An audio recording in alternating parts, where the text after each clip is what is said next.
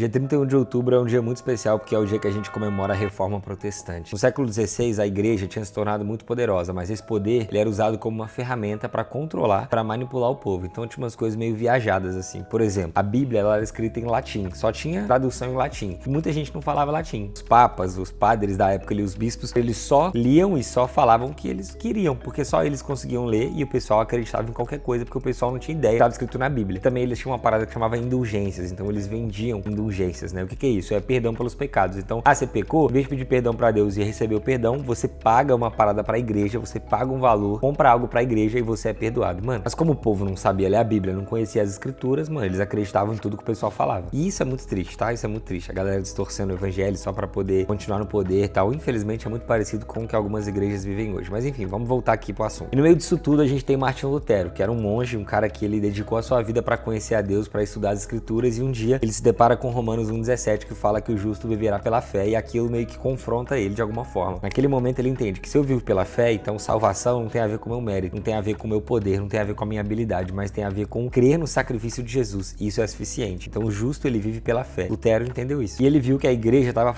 pregando o contrário do que ele viu nas escrituras. E aí, em 1517, na porta do castelo de Wittenberg, na Alemanha, Lutero prega suas 95 teses. E as 95 teses são 95 pontos nos quais Lutero discordava da igreja católica na época. Essas 95 teses não tinham o intuito de rachar a igreja, dividir a igreja, mas elas tinham o intuito de trazer unidade, de voltar à centralidade das escrituras. E no meio dessas 95 teses tinham 5 pilares, 5 verdades, 5 bases, né? 5 solas. Sola fide, sola escritura, solus Christus, sola gratia e soli deo gloria. Posso fazer um vídeo depois explicando o que significa isso, mas o que você precisa saber é que Deus ele usa poderosamente alguém que se posiciona contra a injustiça, alguém que lê a Bíblia com o coração aberto, está disposto a se posicionar com coragem. Hoje a Bíblia está disponível em vários idiomas, inclusive em português, mas muitas vezes a gente não lê. E nós corremos o risco de ser igual o povo antigamente, ser enganado, ser iludido, ser levado para direções que a palavra não está levando, porque nós não assumimos a responsabilidade pessoal de conhecer as escrituras. Então a Reforma Protestante ela tem várias aplicações, mas ela também é um lembrete de você se relacionar com as escrituras de uma maneira madura, de estudar a palavra e não viver de acordo com o seu merecimento ou de acordo com as suas habilidades, mas confiar na soberania, na graça e na bondade de Deus. É muito bom viver pela fé, é muito bom viver pela graça, é muito bom saber que Deus se revela quando Ele quer se revelar. Cara, é muito bom.